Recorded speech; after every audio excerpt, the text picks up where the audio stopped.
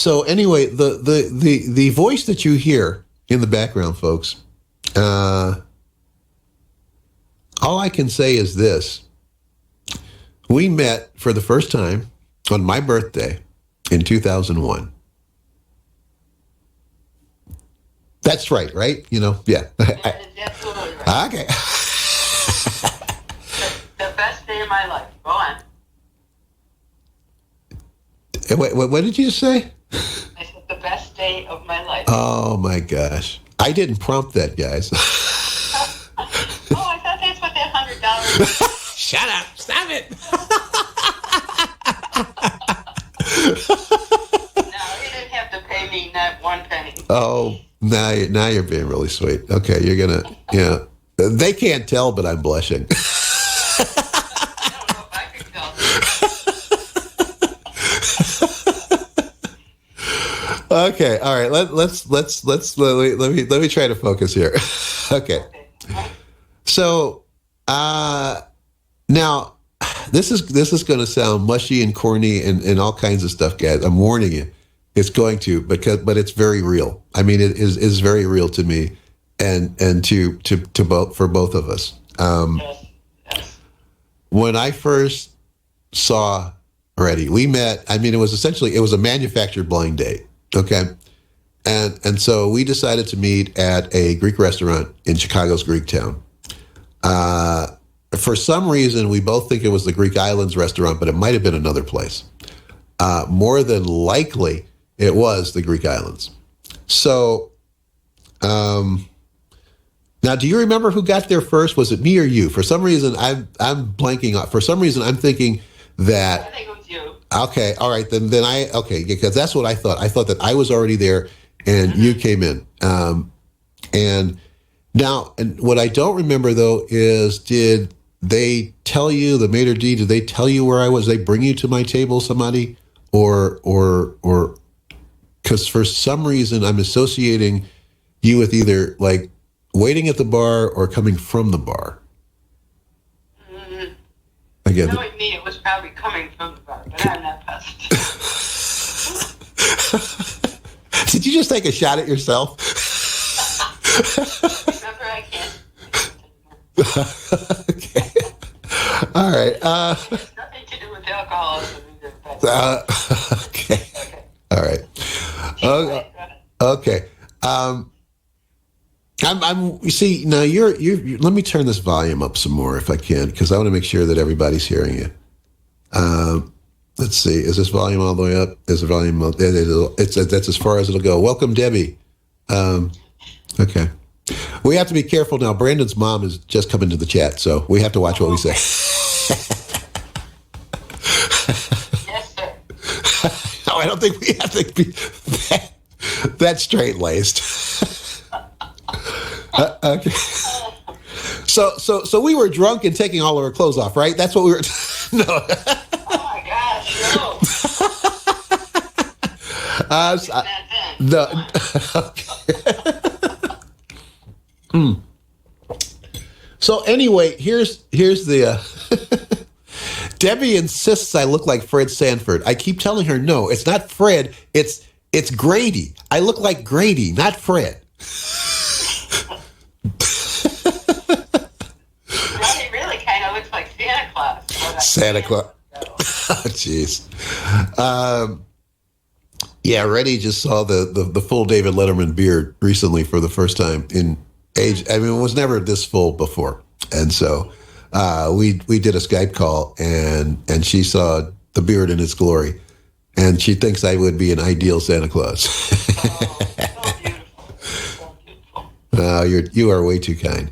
And also, so let me go tell them the chronology, because there's a little bit of like sadness here, because life is what happens while you're making other plans, and you meet this amazingly special person, and on the first time you lay eyes on them, you realize oh my God, is what you realize, and it's.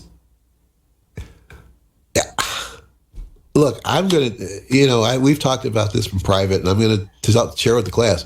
I fell in love with you the first time I saw you. I fell in love with him? Yes, I did. I mean, it was just like that. Now we had talked. I told them how we had, started talking. I did actually, not specifically. I was telling them about these telephone, dating, the chat lines, dating lines, whatever. And that's how we met. And we talked to each other a few times. And the first time we talked on the phone, I heard something in your voice that just drew me immediately to you. And I to you, yes. Yeah, and it was just fun because you talk to other people and yeah, they might be nice, it might be interesting, and maybe even kind of fun, but this was different. This was much deeper than that. It was. Yeah. What goes up and down but does not move? And the answer is stairs. Unless it's well, if it doesn't move, because the escalators move. But so they're cheating basically, but that would be moving stairs. So yeah, up and down, but don't move stairs. Yeah. And geez. Now see, I'm trying to think another one of those classic bad dad jokes. I've told them, I think I've told them the duck joke and the ice fishing joke. So I'm holding that back because I think they've heard it before. And you know what, Brandon, I think you're right. Me and Art need to do a joke episode for sure. So Art, get ready. We're going to do a joke.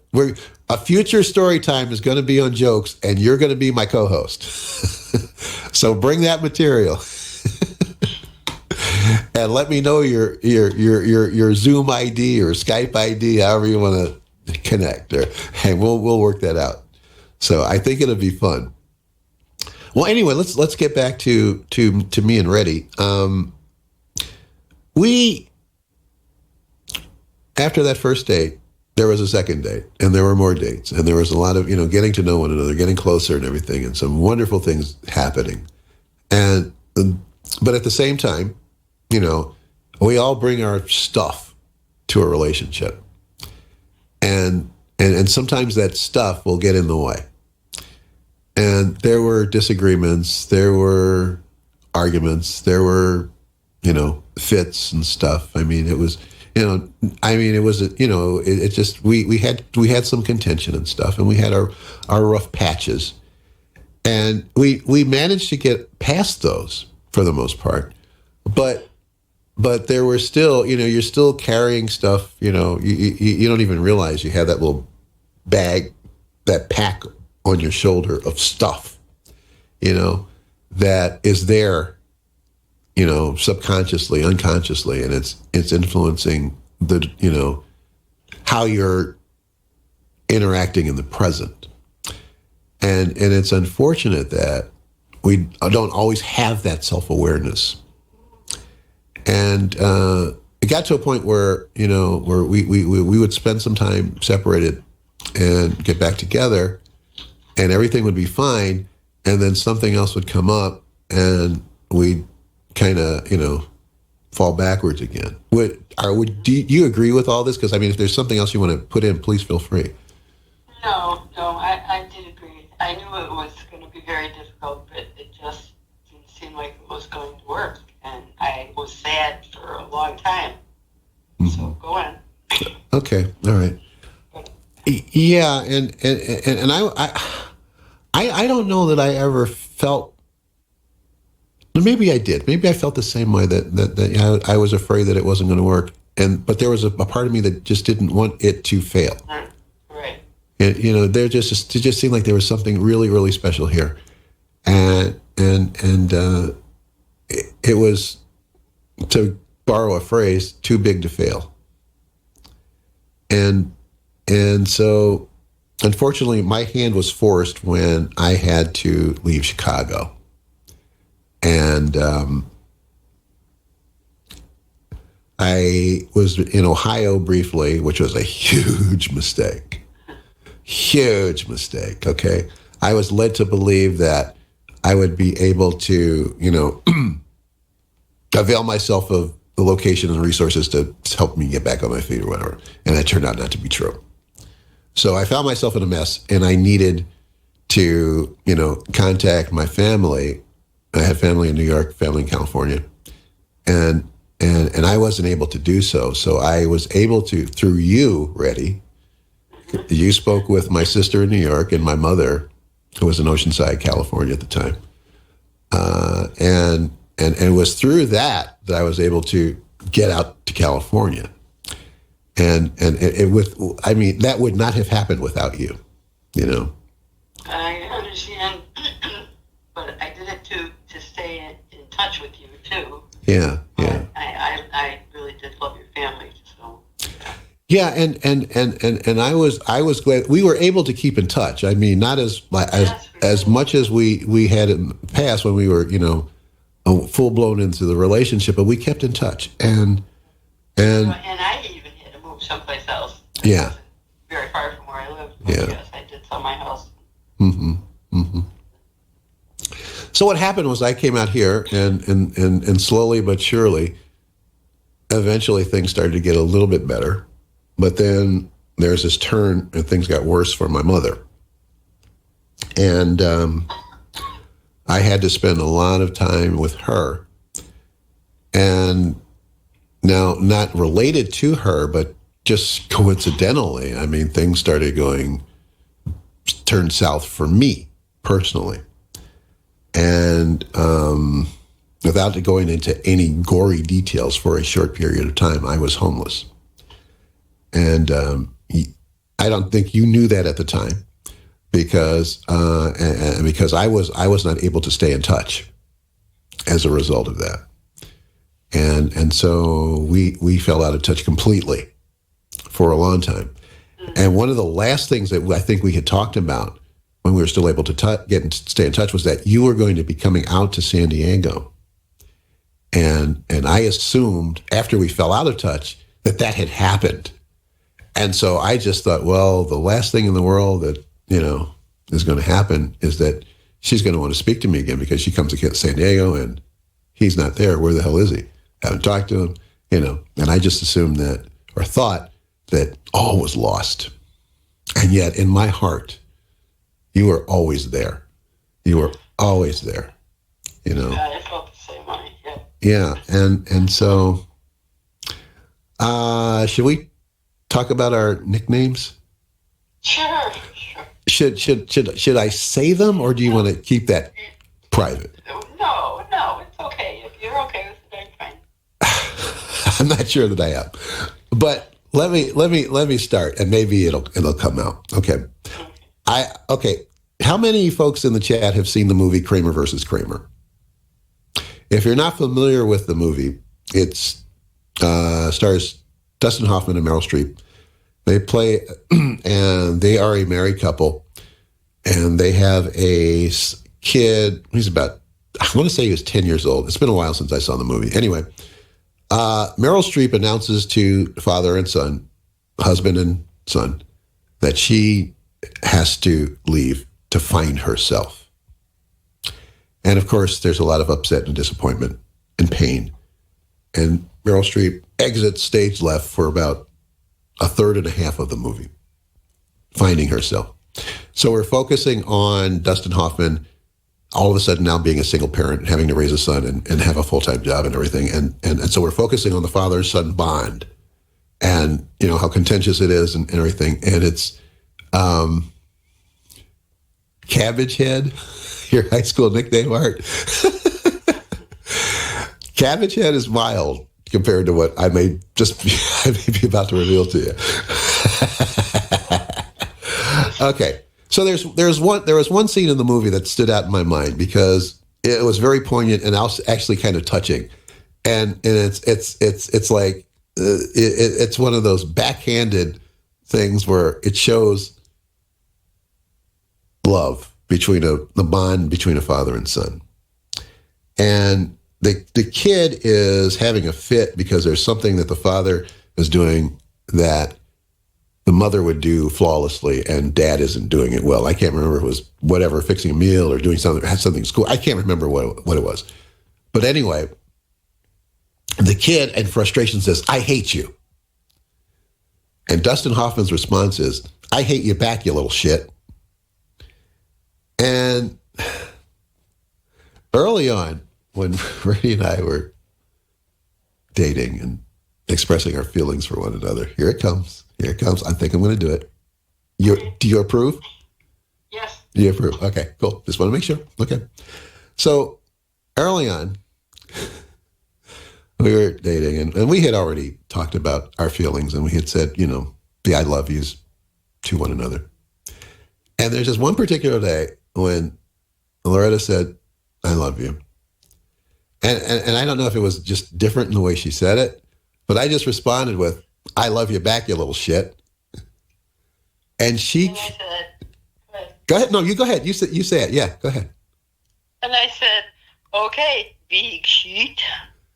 And then I replied, okay, I love you, little sheet. And from that moment on, we were big sheet and little sheet to one another.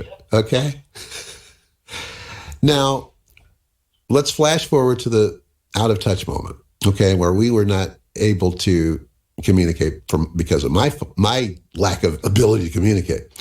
Well, it took a while, but I was able to reestablish my, ability to communicate with the world. And in part because of a very kind gentleman whose house I'm living in now. John has been wonderful. And he was instrumental also in helping me get back on my feet and everything. I was, I moved in here. I was working, commuting up to Carlsbad, which is in North San Diego County, and to a job there that I had transitioned to after I left my job at Goodwill. So anyway, over time, I was, got phone service again and was able to, and just about a year ago, John bought his first computer, which I helped him get set up on. It was an iMac. And so we decided to get internet service for the house. And that's when I first started thinking about doing what I'm doing now again, because I had done this before. So one of the first things I did was when I had my phone is I went through my emails and stuff and reset, setting up all my email accounts and everything. And one of them was my Hotmail account, which I didn't use that much, but still, Redi had that email address along with a couple others. And so I went into the email and I saw an email from her and several emails that she had been trying to reach out to me and get in touch with me. And this was after the time where that she would have, I wasn't here when she came out to San Diego. I assumed she had come out to San Diego. So one of the messages said, big sheet. And I almost shed a tear when I saw that. And I said, well, okay. I also remembered that she never remembered her email passwords.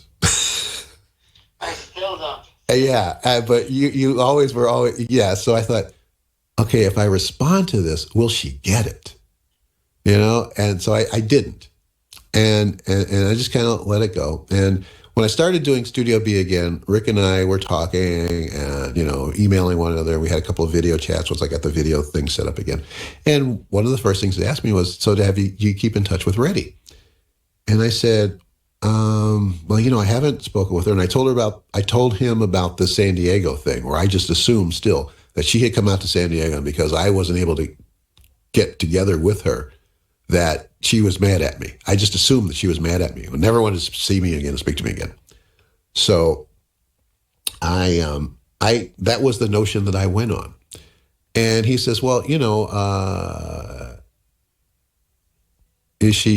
think she's okay? I said, well, and this was last year. So this was during, the pandemic, COVID. And so I wondered, I said, well, I hope she's all right. And that notion just stayed with me, and I was concerned. It bothered me. It's like, I want to know. It's like, even if she never speaks to me again, I need to know that at least she's okay. Maybe she's met someone, she's married, whatever, she's happy. But all I ever wanted for her was her happiness. And it just gnawed at me. And it's like, do I write? How do I write? What do I do? I don't know if her phone number is still the same.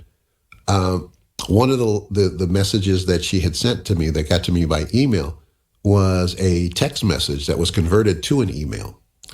and her phone number, her cell phone number was in there. And so I thought, well, that's the same cell phone number, isn't it? So Yes. yeah, it still is. You've had that number for a long time. And that was one of the things that prompted me to after agonizing over this for months and months and months, I said, you know what? This is ridiculous. I need to know.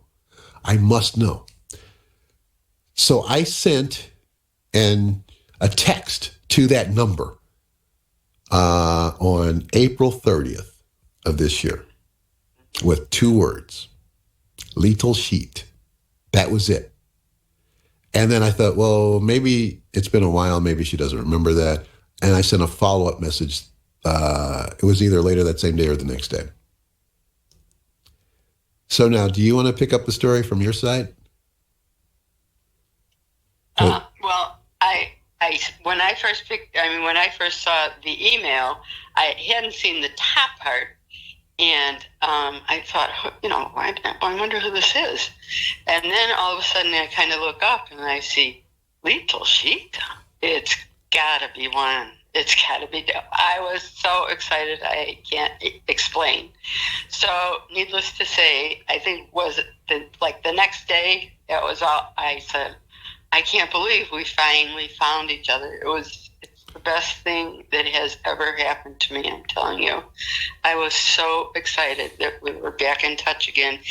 And he actually had thought that I had been to San Diego because I had new family that was moving out there, my new great-granddaughter, but I never did get to go out. So he thought I was out there, and I never looked him up, but I never got to go. So I still haven't been to San Diego, but I sure intend to be there at some point in time in my lifetime. And you will be. We'll work that out. I'm so excited I can't explain it to people. Even my daughter is like overwhelmed. She's so happy. I'm finally happy all the time. And so am I. I mean, since when you sent me the reply, and it was on May 4th, mm-hmm. and the reply said big sheet, and that was, I knew that you got it. Mm-hmm. And it's like it's just layers of just sadness and emptiness and loneliness just kind of just washed away completely. It is. And it's like we never were apart. It's just amazing. Yeah. And we've reproduced these conversations that we've had 150 times already, but all the wonderful times that we had, and the sadness between us not being able to see each other. Yeah, it's like being a teenager again, and I'm a lot older than a teenager. I'm here to tell everybody. You and me both. I'm here to tell you. You and me both. I never thought I would feel this I know, amazing. Like teenagers. Yeah, it is. It is. It is. I feel like I'm at 18. Really. Yeah. I won't go into what just popped in my head. We'll say that.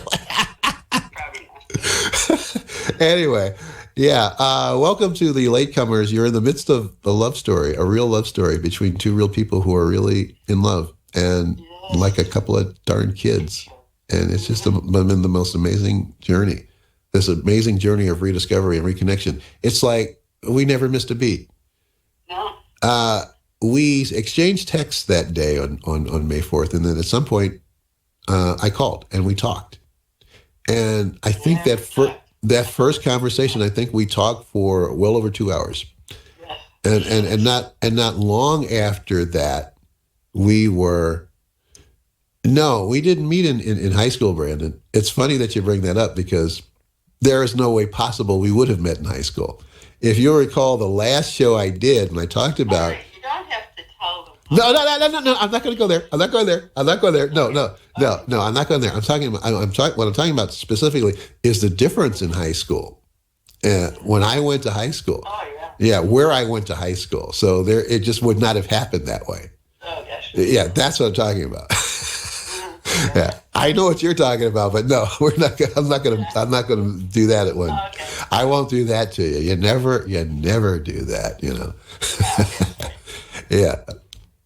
But Yeah, it just wouldn't have happened, right? Yeah, if Brandon, if you remember, I told you about Jeff Walker, Alfonso Gipp. Okay, so yeah, that was that. Yeah, yeah, it wouldn't. Yeah, we wouldn't have met at South Shore High School in the mid-'70s. It just because of the way South Shore changed. Sadly, you know, had it not been that way, yeah, it could have happened. You know, and it's honestly, it's too bad it didn't because I swear, I mean, Redi's my soulmate. I mean, she's the person that I've been looking for all my life, and for for what, about 8 years in the early, from 2001 to 2008, she was right there, and then we had this long separation where we wondered, and we still kept in touch. But I mean, she was always kept in touch with your mom, yeah, your sisters, yeah, and. So we got a heck of a lot of catching up to do, but it almost feels like it never stopped because it didn't. Emotionally, in my heart, it never stopped. I mean, I tried to push it in the background and stuff, you know, and go on because I assumed that's what I had to do. And then I found out I didn't. It's like, well, F this, let's go for it, you know? Yeah, it's just so wonderful. Yeah. And he's taught me all about the internet and all that stuff, which it's always been way above my head.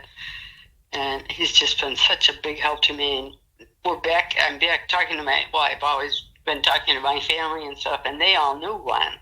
So everybody's so happy that we're back together again too. And yeah, it's like a storybook romance, I think.